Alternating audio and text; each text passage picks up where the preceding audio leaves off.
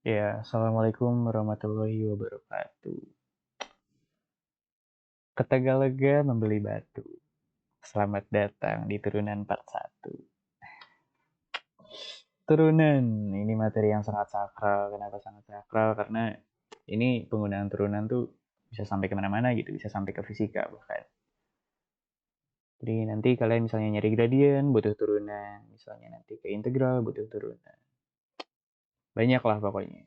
Nah, saya kasih tahu dulu deh notasi dari turunan tuh apa. Misalnya kita punya sebuah fungsi y sama dengan fx gitu. Nah, maka ini turunannya apa? Turunannya itu notasinya kayak gini. Y aksen sama dengan f aksen x gitu. Atau bisa disebut kayak gini. Misalnya fungsinya y ini ya dy dx itu sama dengan f aksen x. Nah, si notasi aksen ini tuh bisa merepresentasikan jumlah turunannya. Jadi misalnya aksennya ini satu, berarti itu turunan ke satu. Misalnya F double aksen X. Nah, berarti ini turunan kedua. Atau misalnya F triple X, ini turunan ketiga. Tapi kan misalnya ini turunan ketujuh gitu kan ribet nulisnya ya.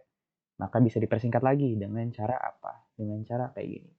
D pangkat N, Y dx pangkat N. Nah, berarti ini tuh turunan ke N gitu. Ini nggak boleh disebut dy per dx ya. Nyebutnya dy dx. Nah, turunan tuh punya beberapa sifat. Sifat pertama dari turunan itu, misalnya kita punya sebuah fungsi. Sebuah fungsinya itu adalah fx-nya itu adalah konstanta gitu. Maka f aksen x-nya hmm, maka f aksen nah udah ini anggap aksen aja lah ya. Bentar. F aksen x-nya itu berarti 0 ya. Ini yang pertama. Yang kedua, misalnya kita punya sebuah fungsi.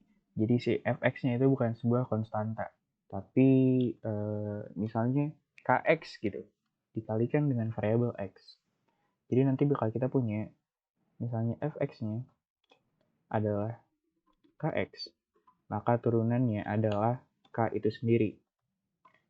Sekarang misalnya ada pangkatnya nih, jadi bukan kx doang, tapi ada pangkatnya.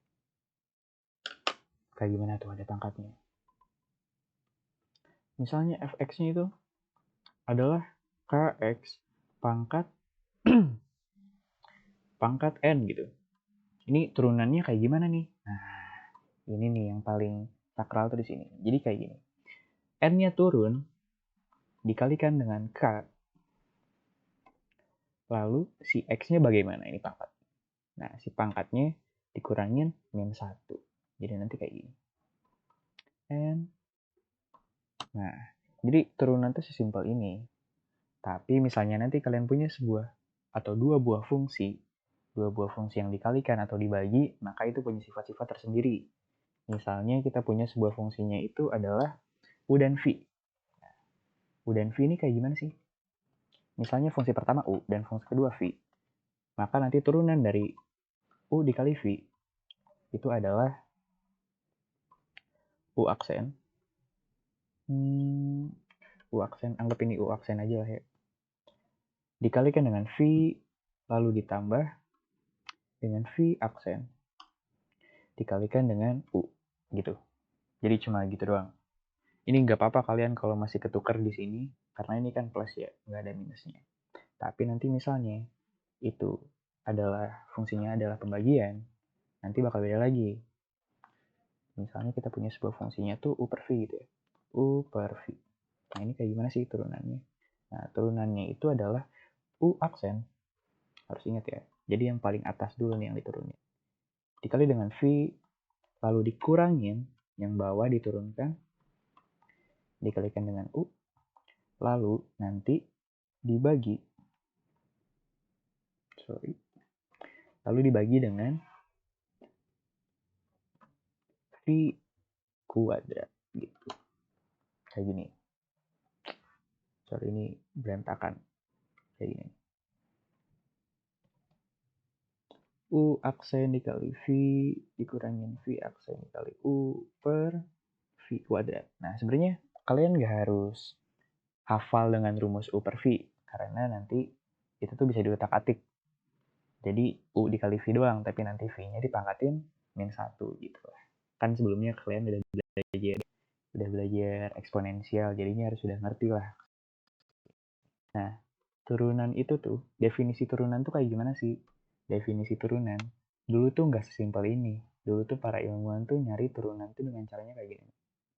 F aksen X itu sama dengan limit H mendekati 0 dari F X plus H dikurangin Fx per H. Jadi sebelum ditemukannya cara-cara mudah ini tuh ilmuwan sangat kesulitan lah gitu. Ada kesulitan lah.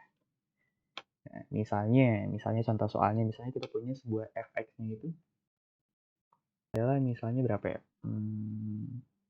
8x plus 7 gitu. Nah, kalau pakai definisi turunan, ini kan jadi limit H mendekati 0 dari fx plus H berarti nanti 8x plus H tambah 7 dikurangin 8x plus 7 per H. Nah, ini kenapa bisa 8 dikali X? Karena misalnya fungsinya fx itu kan 8x plus 7 ya. Tapi misalnya 8x plus H, yang X-nya itu diganti dengan X plus H. Gitu. Nah, ini gimana sih? Nah, ini kita tinggal limit H menuju 0. Tinggal kaliin aja biasa kan, jadi 8x plus 8H 7 nanti dikurangin dengan 8x dibagi dengan H. Ini kan berarti 8 dikurangin 8 habis. Lalu nanti pas 7 dikurangin 7 habis. Jadi tinggal limit H mendekati 0 dari 8H per H. Ini hanya coret. Limit H mendekati 0 dari 8 gitu. Yang mana misalnya si limit ini misalnya konstanta aja gitu, nggak ada variabel lain, ya hasilnya itu sama dengan konstanta itu sendiri, berarti 8. Nah, sekarang misalnya kita pakai cara yang mudah ini, pakai sifat-sifat ini, gimana? Oke, berarti 8x plus H itu bisa kita turunkan. Kan 8x plus 7. 8x itu kan pangkat 1 ditambah 7 gitu. Dengan sifat kedua, misalnya kita punya sebuah fungsi itu ada variabel x-nya lalu pangkatnya 1, itu tuh sisa konstanta yang di depan itu sendiri ditambah. Nah, ini sifat pertama, misalnya kita nyari sebuah turunan dari konstanta gitu, berarti nilainya itu sama dengan 0 gitu. Berarti 8 plus 0, jadi sisa 8. Simpel itu guys. Nanti untuk turunan ini ada aturan rantainya, nanti lanjut di part kedua. Thank you. Jangan lupa subscribe.